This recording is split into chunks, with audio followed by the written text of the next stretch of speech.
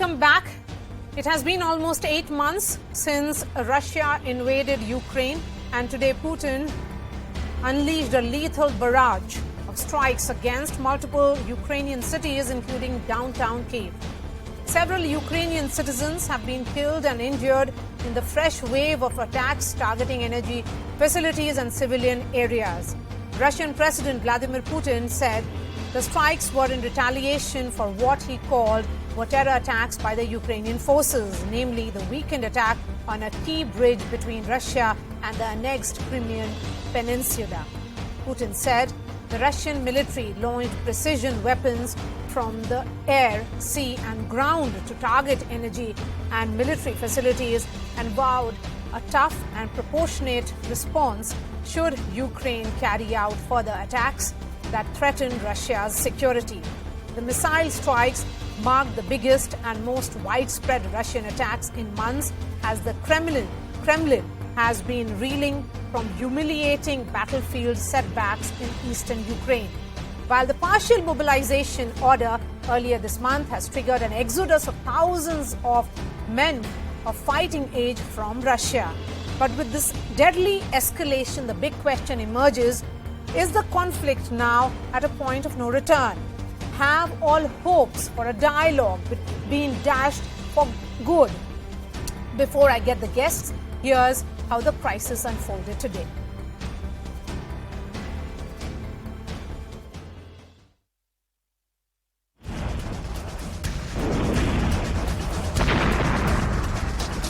Chaos, confusion, catastrophe. Sirens rang the air as multiple people were left dead after a series of explosions struck Kiev and several other Ukrainian cities. This was the moment when missiles rained down on the capital, captured by shell-shocked residents. A missile slammed into a glass bridge, which is a popular tourist spot. A playground in Kiev was one of the several civilian targets hit by the strikes. The purpose was clear: inflict as much damage and ensure as many casualties. While Russia's war has dragged on for nearly 8 months, the last time Kiev was struck was back in June. Recording a video while out on the streets, Ukrainian President Vladimir Zelensky accused Russia of targeting energy infrastructure across the country. They want panic and chaos. They want to destroy our energy system. They are hopeless.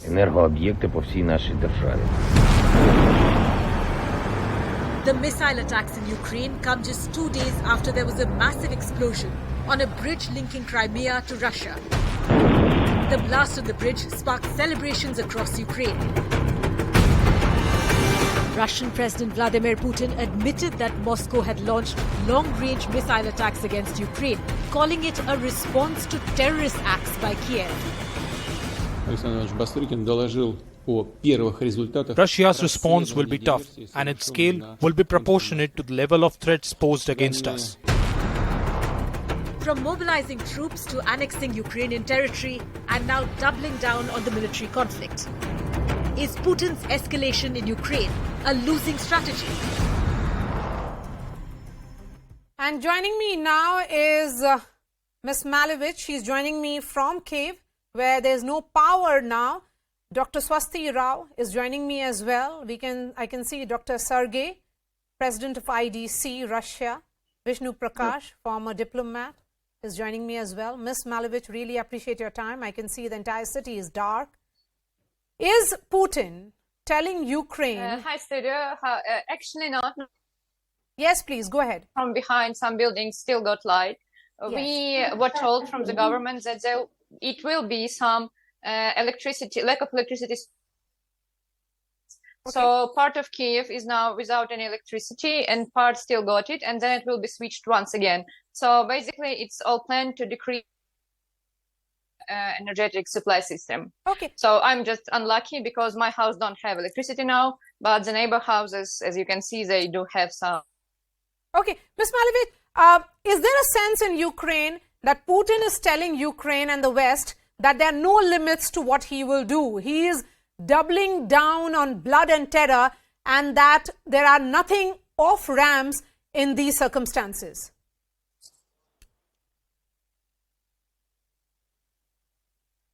Alexandra, if you can hear me.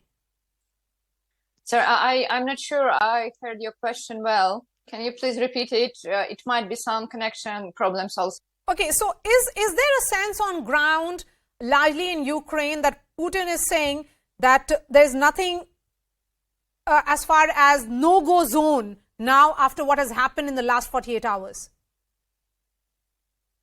I'm not sure I can properly comment what Mr. Putin says, because from my personal opinion, what he's saying is so far from reality. So we in Ukraine basically don't consider it as being something which worth listening and worth be taken into account. Okay, Dr. Sergey, is Putin under pressure given the recent gains of Ukrainian forces in retaliating and in many ways retaking key cities? It's been an ongoing war of 8 months and counting, and Putin was perhaps expecting this entire, crisis or this war to end much sooner, and that hasn't happened, given the kind of pushback that has come from Ukraine. Dr. Sergey, if you can hear me. Okay, I'm going to fix both these lines. Swasti Rao, will you please respond to that? Well, yes, of course, Marya, that is the way actually to understand what is happening. You see, there are two things happening. One is where you see Putin doubling down on residential buildings, on civilian infrastructure, on parks, on playgrounds, right, on residential buildings in Kyiv in response to what is perhaps a shock that came as a shock for him on his birthday, which was the attack on the Crimean Bridge, which was clearly a military attack. Yes. Okay. So one thing that we need to remember is that we are right now talking about, in an ongoing war, a civilian attack versus a military attack. And Yes. let me also tell you, Marya, that the thing that we should remember is that, okay, personally, I was not really surprised when the news came, because obviously the way he is and the way he's always doubling down on civilian infrastructure, that hasn't been anything new. You see, around 21st of March, when Russian inroads into Ukraine was at its maximum, the occupied territory was its maximum, and they were targeting these buildings and infrastructures in Kyiv, it was the same pattern, right? And then they could not hold on there, and then they kind of, retreated, and then finally started concentrating at the Donbas region. Now, while we are talking and we are getting completely disturbed by these images that are coming out of Kyiv, and not just Kyiv, out of other, 4 or 5 other major cities in Yes. Ukraine as well.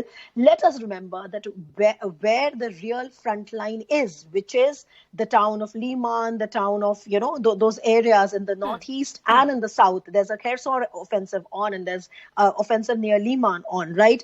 Out there, Russia has not been able to gain any territory. Okay, so that is a place where the real front line of the war is. Okay, it is still the status quo. It is either the status quo which is maintained, or Ukraine is coming in and retaking its territory village by village.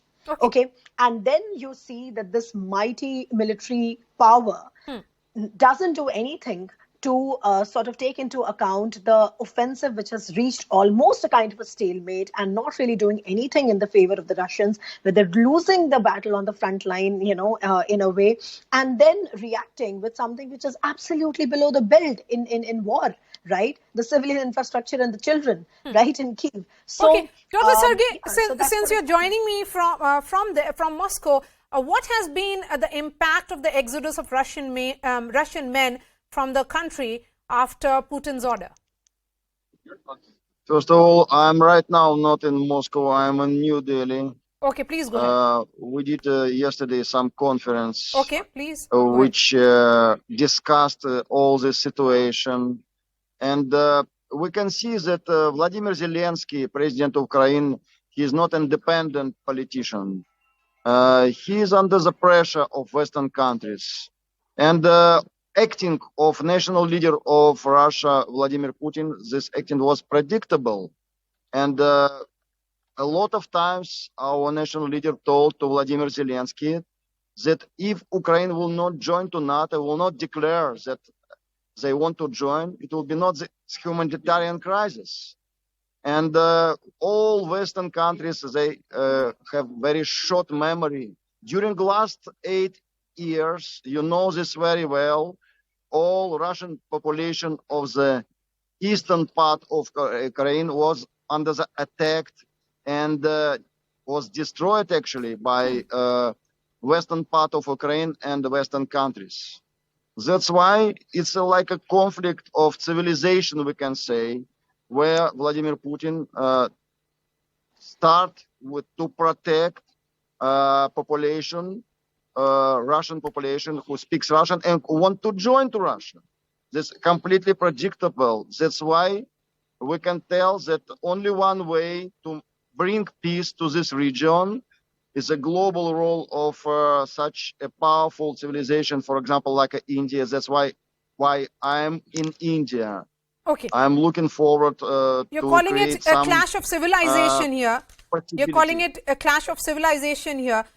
Vishnu Prakash, India has so far stood firm on its stand that there is diplomacy, that dialogue is the only way forward. And many countries have really lauded India's stand. But when we look at what is happening right now, with the situation having escalated to this level, would you say that it has reached a point of no return? Has the conflict reached that point? Well, diplomacy is the art of optimism, and you always hope that things have not reached the point of no return, because if they do, the consequences will be very dangerous, will be very devastating. And the worst part is that you have veiled references to use of the tactical nuclear weapons. So that can open up a whole Pandora's box. But the thing is that what Russia has done is clearly an aggression. And this has to stop, because we have not just said that the sides have to get back to the negotiating table, but we have also said that territorial integrity has to be respected, and this is not the time for war. Now, the problem is that President Putin is on the back foot. The Russian army has faced spectacular setbacks. And the effort is to regain an edge, regain the initiative in the battlefield, which appears quite difficult. So what you see is an escalation. Having said that, I must also note that the damage to the bridge to Crimea could not have been done by Russia. I mean, whosoever has done it, it cannot be Russia. So it is not that either side is above board. I mean, all sides are doing what they can to rock the boat to. But Ambassador Vishnu Prakash, why would Ukraine do that? If Russia hasn't done it, then why would Ukraine do that? Well, I did not say Ukraine did it. All I'm saying is that Russia would not do that. But let us think it through. The bridge is a kind of a lifeline of Russia to the Crimea. And if that main artery gets damaged, then the supply chain, the supply lines to Crimea get affected. Similarly, the Nord Stream pipeline has been damaged. Now, again, I would argue that Russia would not have damaged the pipeline. Why will they damage their own asset? Okay, then Dr. Sergey, who benefits if this artery that Ambassador Vishnu Prakash is talking about gets damaged and blown up the manner in which it was? Who gains? Yes, it's very important questions. Who will receive the benefits? We can easily will answer this question if we're looking for the whole economic process after the conflict between Russia and Ukraine. We can see that national currency of Europe, euro, and compared to dollars and pounds, currency of United Kingdom become less. And right now, United States of America, I think, is the most beneficial country in this conflict. It's my opinion, it's my vision, because frankly speaking, right now we can see that it's like a geopolitical crisis. It's crisis of trust, crisis of humanity. If we will blame each other, we will lose our opportunity to make a peace. That's why we should stop to blame each other. We should think very positively how we can make peace according to the situation. That is my point of view. Okay, but is there an option of peace, Dr. Swasti Rao? And what do you think has emboldened the counteroffensive of Ukrainian forces, given the fact that they are outmanned and outgunned? Well, there are two things, Marya. We're talking on the one hand about the diplomatic space to resume. See, the one thing that I wanted to tell you about the fact that how does Russia expect a kind of a diplomatic settlement or negotiation after bringing in the completely illegal referendums? I mean, come on, look at the public opinion. I mean, what are you trying to sort of tell to the world? Why is it that the Indian government has also called them completely illegal and stood up for the territorial integrity of Ukraine? Let me just give you a little bit of an understanding and analysis, because I've been working very closely on that. On the 24th February, when there was a particular public opinion poll that was carried on by the Kyiv International Institute of Sociology, about only 1% in Kherson Oblast said that they want to join Russia. About 13% in Luhansk said that they want to join Russia. Now, you can always, reject this claim saying that this is Ukrainian. Fine, fair enough. In the same region, about 13th to 18th May, this year when the war was already on, 77% of Ukrainians living in Russian occupied territory said that they will not support any territorial concession to Russia. Then, according to a poll which was commissioned by Russian authorities in July 2022, only 30% of those surveyed were trying to join Russia, and 30% supported staying in Ukraine. And then, just as this particular referenda is happening, 87 to 99% people are, are shown to be willing to join Russia. So the point is that is one of the reasons why no country under the sun has actually found these referenda to be legal, including the Indian government. And when these legal referenda are already on table, then where is the space for diplomatic negotiation? So that is one thing that we need to understand, that for bringing back the diplomatic negotiation space, the point is that the warring sides have to first sit down and talk and not conduct these referendums. I mean, you completely lose out on any moral ground. That's one. And the second is about what really is the Ukrainian counteroffensive all about. You see, the Ukrainian counteroffensive has always been about, gaining advantage of fighting on their interior lines. Ukrainians are fighting for their land, and Russians are fighting on their exterior lines. Swasti Rao, I have just enough time for the final words to Ambassador Vishnu Prakash. Ambassador Vishnu Prakash, the biggest wave of strikes across Ukraine in months has taken place, and it's only escalating. I'll ask that question again. Who will be the peacemaker? Which will be that country which can bring these two sides together if all efforts in recent times have failed?